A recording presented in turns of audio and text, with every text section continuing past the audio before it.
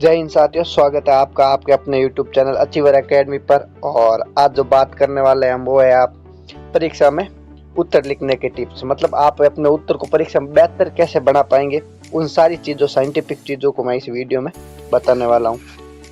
तो achiever academy learn smart right smart क्या करता है, कौन कौन सी वो चीज़ें जो आप कर सकते हैं जिससे आपका उत्तर प्रभावी और बेहतरीन होगा, तो वही टिप्स आज लेके आया हूँ। तो बात करते हैं पहली टिप्स का। पहला है क्वेश्चन को ध्यान से पढ़ना, क्योंकि प्रश्न की अंडरस्टैंडिंग बहुत जरूरी होती है एग्जाम में। तो आपको प्रश्न को ध्यान से पढ़ना है। पहले जल्दबाजी में क्या होती है, गलत क्वेश्चन पढ़ लाते हैं, क्वेश्चन की जो समझ है वो विकसित नहीं हो पाती और उससे आप आंसर को प्रभावी नहीं लिख पाते। तो इसलिए आपको सबसे जरूरी चीज है क्वेश्चन को ध्यान से पढ़ें।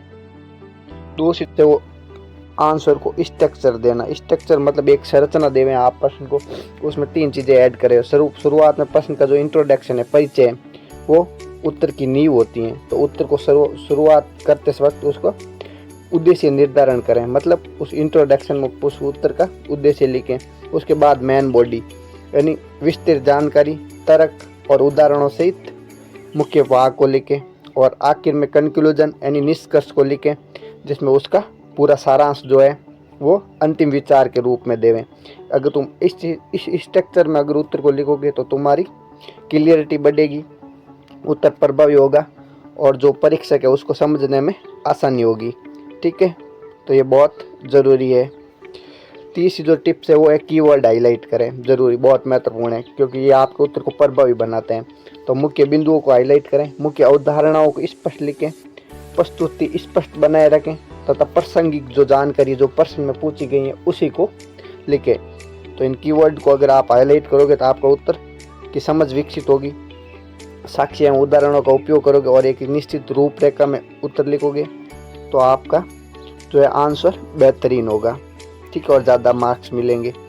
चौथा जो टिप्स है, एग्जाम्पल्स और फैक्ट का उपयोग करें। बिल्कुल, क्वेश्चनों को वास्तविक जीवन से जोड़कर उनके उदाहरण देने का प्रयास करें उत्तर लिखते वक्त, और सार को स्पष्ट करें। जटिल विचार जो भी हैं उनको सरल बना के उत्तर लिखें। तो ये उदाहरण जो है उनको आपके जो जटिल विचारों को सरल बनाते हैं, समझने में आसानी होती है, तो उदाहरणों का उपयोग करें। इसके अलावा डेटा और साक्ष्य यानी फैक्ट्स का उपयोग करें। ये आपके जो दावे हैं, जो आपने जो चीज़ लिखी है उसमें उसको और पुष्ट करेंगे, तो तर्क शक्ति को मजबूत बनाएंगे। तो ये साक्ष्य देना बहुत ज़रूरी है, किसके, फैक्ट और साक्ष्यों के रूप में। तो स्पष्टता और विश्वसनीयता दोनों ही बहुत ज़रूरी है। जैसे मैंने लिखा है, उदाहरण और तथ्य से अपनी प्रस्तुति को सशक्त बनाएं, मतलब मजबूत बनाएं। आगे वाली है neat and clean hand writing. Hand writing का इफेक्ट पड़ता है। अगर आपकी हैंड राइटिंग ऐसी है जिससे सामने वाला पढ़ने में समस्या आ रही है तो फिर आपके मार्क्स ओबियसली कम आएंगे।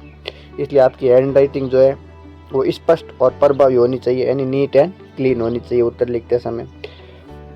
इसके अलावा प्रेजेंटेशन में आपको कौन कौन सी चीज़ें करती है जिससे आपका उत्तर प्रभावी हो, तो उसमें एक स्पष्ट हैंड राइटिंग और सब हेडिंग्स का उपयोग करें। ठीक है, बुलेट पॉइंट को नंबरिंग देवें, मुख्य वर्ड को अंडरलाइन करें और डायग्राम और चार्ट अगर आवश्यकता हो तो उसे भी बनाएं।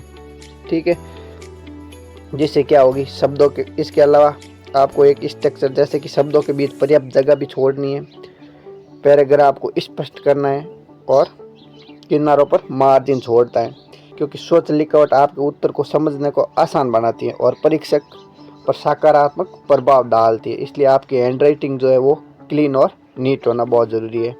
इसके अलावा टाइम मैनेजमेंट भी बहुत ज़रूरी है एग्ज़ाम में।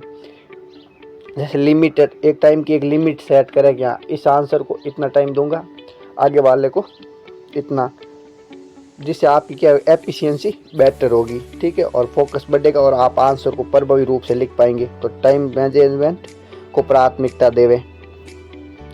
आखिर में, लास्ट में जब आप ख़त्म कर पा रहे हो पेपर को, तो उस समय आपको अपने उत्तरों का रिव्यू ज़रूर कर लेना है। ये सुनिश्चित कर ले कि सभी प्रश्न कर लिए हैं या नहीं कर लिए। इसके अलावा एरर चेक करें, मतलब कोई व्याकरण वर्तनी या तथ्यात्मक जो त्रुटि रही हैं उनको आप सुधार कर सकते हो। किससे, लास्ट मिनट रिव्यू से। अंतिम समीक्षा ही आपकी सफलता की कुंजी है। और अंतिम में जो निष्कर्ष जो है वो है प्रैक्टिस प्रेजेंटेशन से परफेक्शन, यानी कि आप प्रैक्टिस करोगे पहले, उसके बाद आप उसको किस प्रकार प्रभावी रूप से दिखाओगे सामने वाले को, और फिर फिर आपका जो रिजल्ट है वो आपको दिखाई देगा, मतलब सक्सेस। ठीक है, तो निरंतर अभ्यास, प्रभावी प्रस्तुति और उत्कर्ष प्राप्ति। Thank you so much.